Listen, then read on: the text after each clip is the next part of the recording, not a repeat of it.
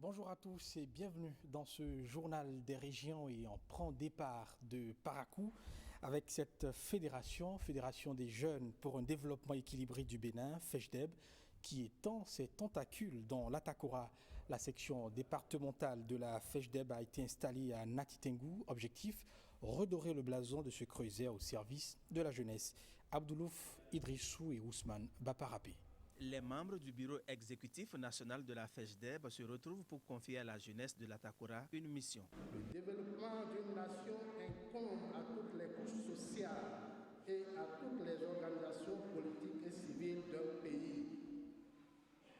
Mais dans ce registre, il est surtout l'œuvre de la jeunesse consciente, active et dévouée. Ce creuset des jeunes entend non seulement unir les jeunes du Bénin, mais surtout œuvrer pour accorder des chances égales à toute la jeunesse du pays et l'inviter à s'investir avec opiniâtreté dans le développement de notre cher pays, le Bénin. Venus des 9 communes, les participants procèdent ensuite à la désignation des membres de la coordination départementale. À l'issue des travaux, un bureau de 17 membres plus 3 commissaires aux comptes a été constitué.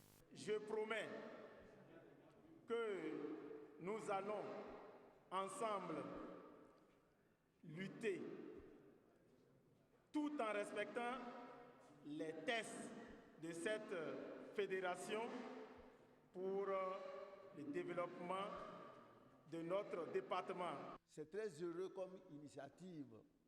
Et nous, vos parents, nous sommes contents. On est satisfaits, on est heureux.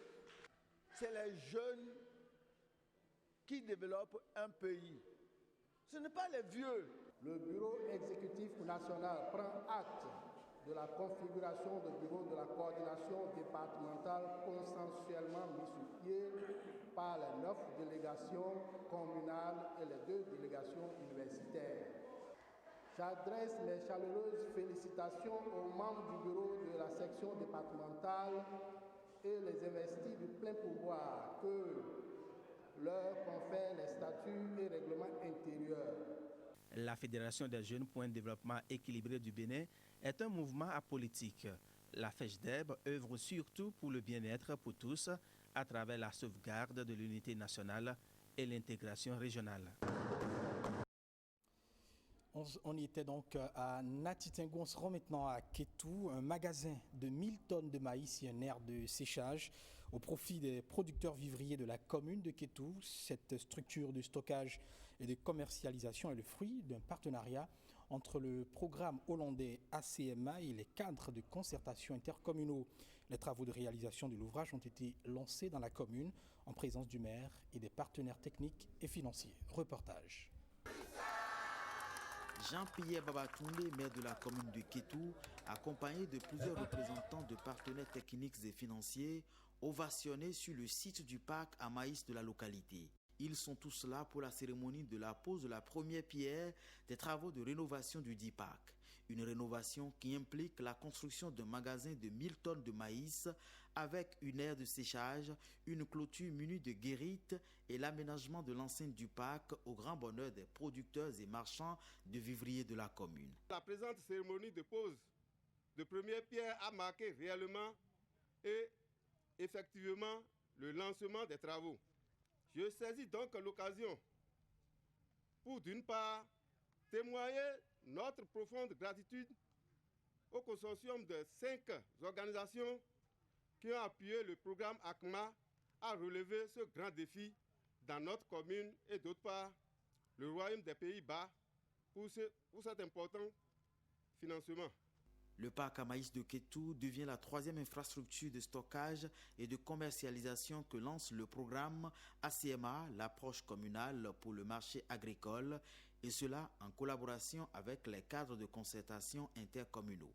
D'un coût de 150 millions de francs CFA, subventionnés à 95% par le programme ACMA, les travaux de rénovation du parc à maïs de Kétou devraient durer 6 mois. Le choix de Kétou a été fait en communion avec les producteurs, les commerçants et les transformateurs et les commerçantes transformatrices de Kétou, mais aussi de la mairie de Kétou et des élus communaux qui ensemble se sont assis ensemble pour développer un projet qui va faciliter votre stockage, mais surtout votre commercialisation de votre maïs vers le Nigeria.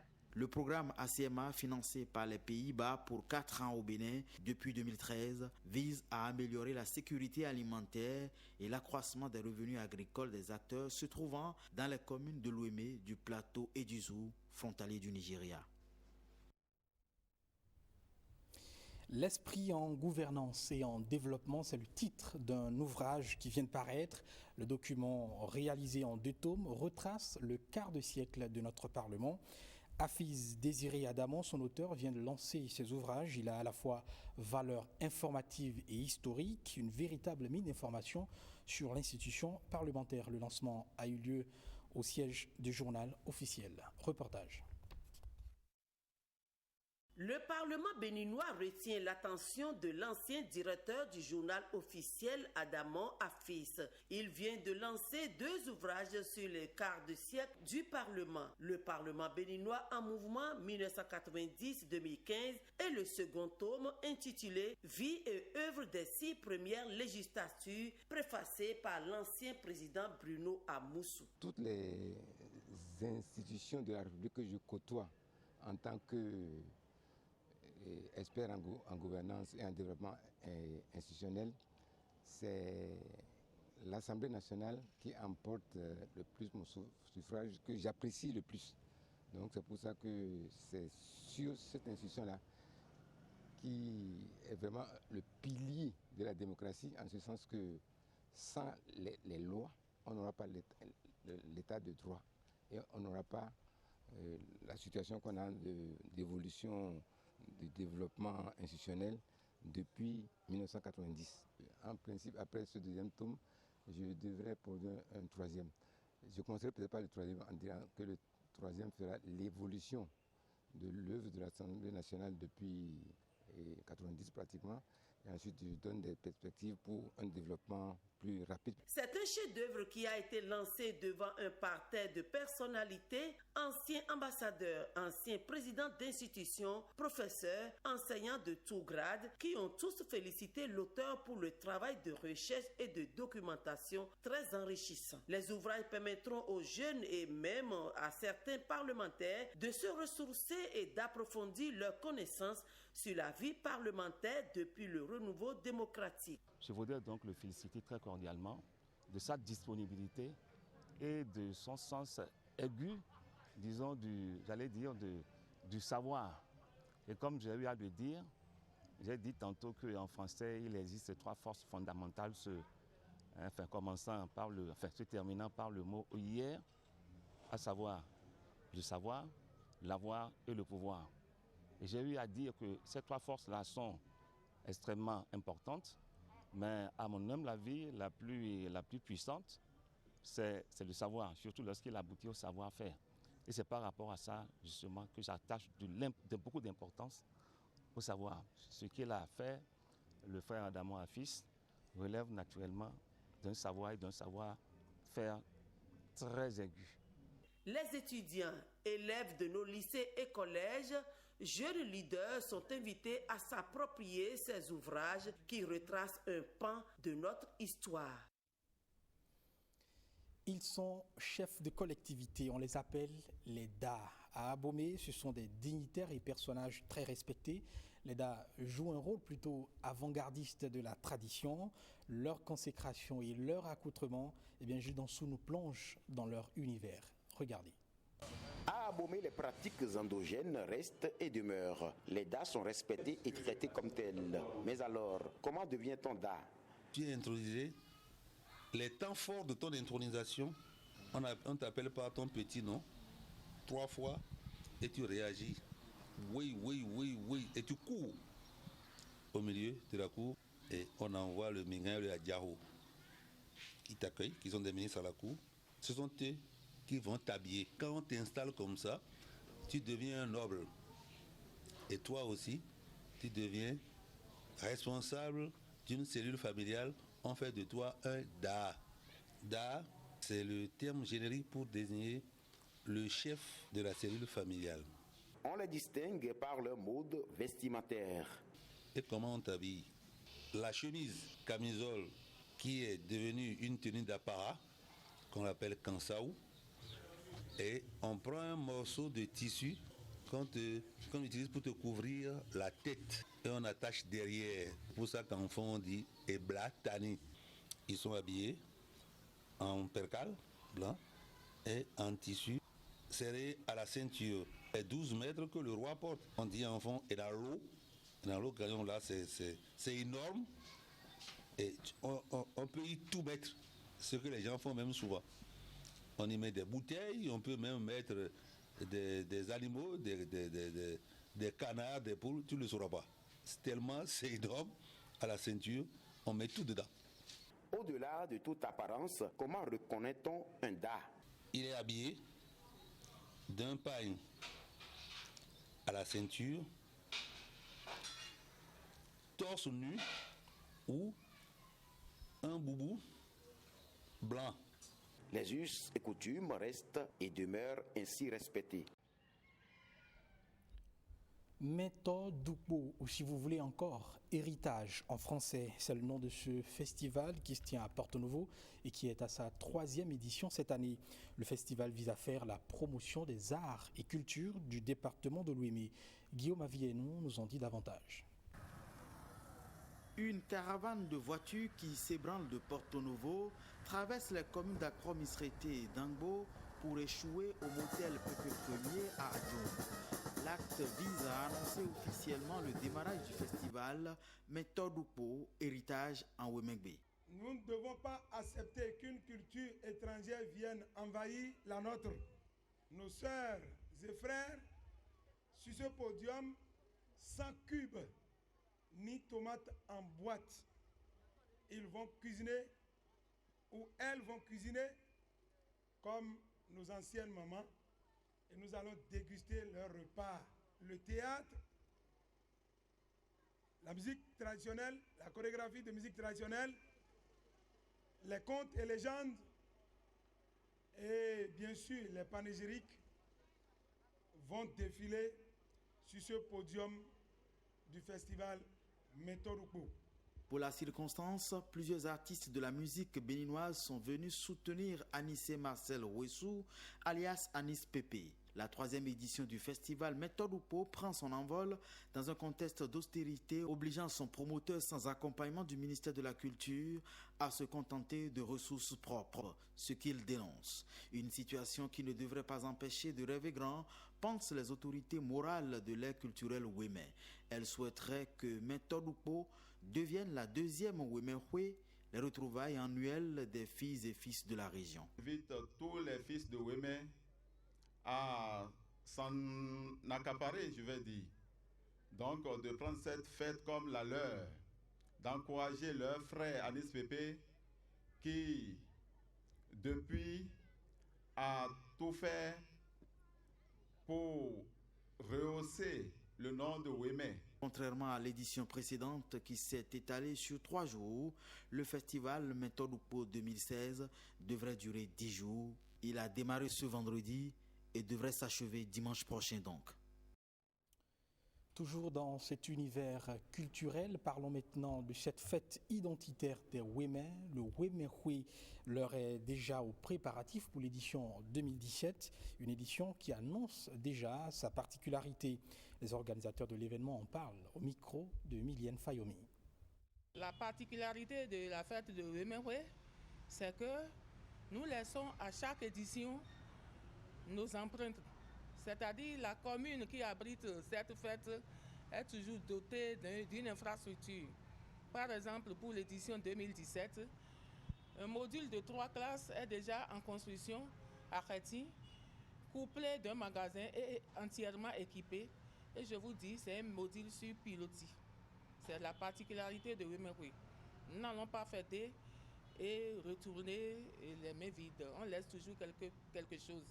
Et ce lancement aura lieu à Dangbo, précisément à la maison des jeunes de cette commune.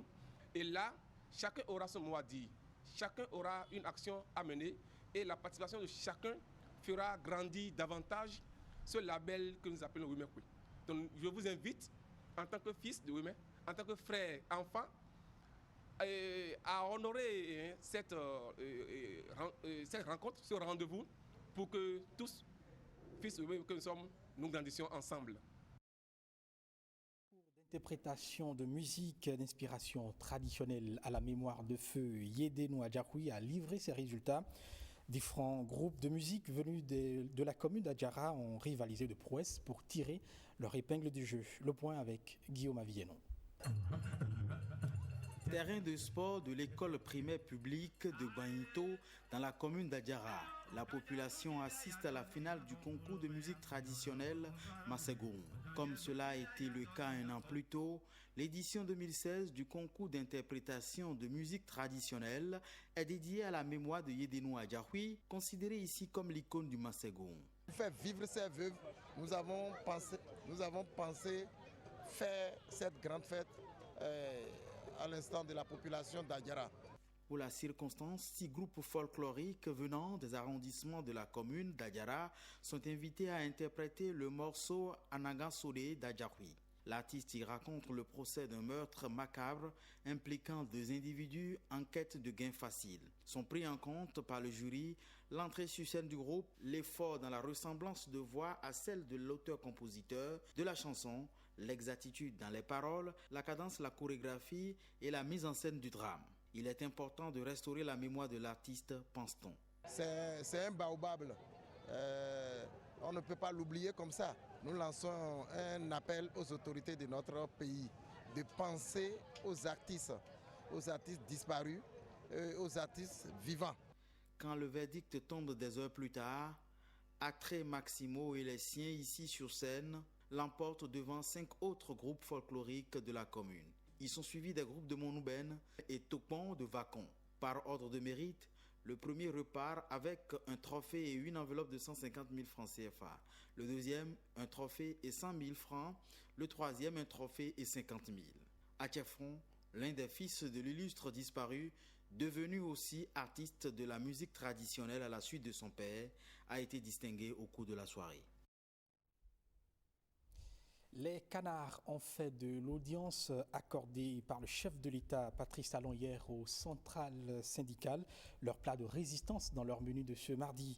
Emmanuel Sebo a parcouru pour nous les colonnes des quotidiens et nous en livre la substance dans cette revue de presse.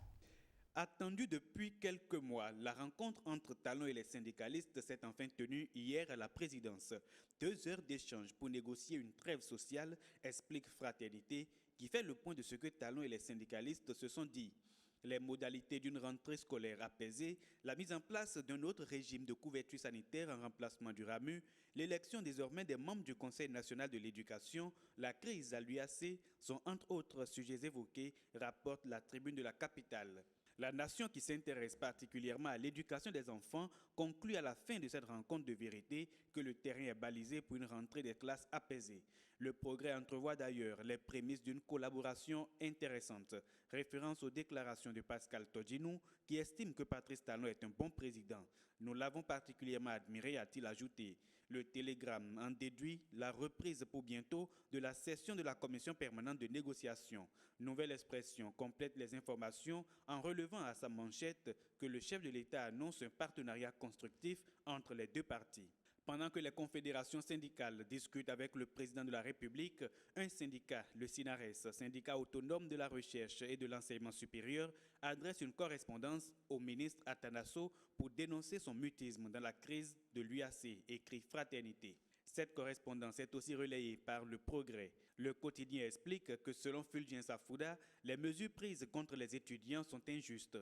Loin des préoccupations syndicales, l'ancien président de la République, Nicéphore Soglo, réfléchit aux conséquences de la dévaluation du Naira. L'informateur titre en effet à ce sujet « Soglo pour des mesures correctives urgentes ». La Tribune de la capitale, un peu plus précis, renseigne que face à la chute vertigineuse du Naira, Nicéphore Soglo tire la sonnette d'alarme et invite les autorités à une réaction immédiate. Le quotidien Nouvelle Expression, encore plus précis, informe que Nicéphore Soglo appelle à la dévaluation du franc CFA. Les premières solutions, ce sont les mesures fiscales incitatives de la loi de finances rectificative analysée par Nyona Afangbedji. Pour mon confrère de la Nation, le gouvernement a pris le taureau par les cornes en proposant un budget raisonnable porté vers une croissance de 5%. D'autres mesures sont proposées dans le programme d'action du gouvernement. Nouvelle Expression fait un zoom là-dessus en titrant qu'après les congés du gouvernement de la rupture, le programme d'action est enfin dévoilé. Du côté de la Cour constitutionnelle hier, les 9 membres du COSLEPI ont prêté serment. Information rapportée par le Télégramme. Le Progrès en fait son principal titre. Actualisation de la liste électorale permanente informatisée. Les nouveaux membres du COSLEPI installés mettent en manchette le journal de Ludovic Agbadia. Il précise que le COSLEPI du référendum démarre. Nouvelle Expression parle plutôt de 11 membres, lesquels ont juré de servir le peuple dans la loyauté. Fraternité voit au-delà de la prestation de serment et s'interroge déjà qui succédera à Renfroy Ebla. La question ne se pose plus à la Fédération béninoise de football. C'est Anjorin Moucharafou qui a succédé à Renfroy Ebla. L'ancien président de la FBF aurait d'ailleurs laissé une ardoise de plus d'1 milliard au bureau de Moucharafou Anjorin, souligne le pays émergent. C'est en effet l'un des résultats de la mission d'audit de la FIFA effectuée au Bénin. Voilà, ce sera tout pour ce rendez-vous de l'information en provenance de nos régions. Merci de votre très aimable attention. Bel après-midi.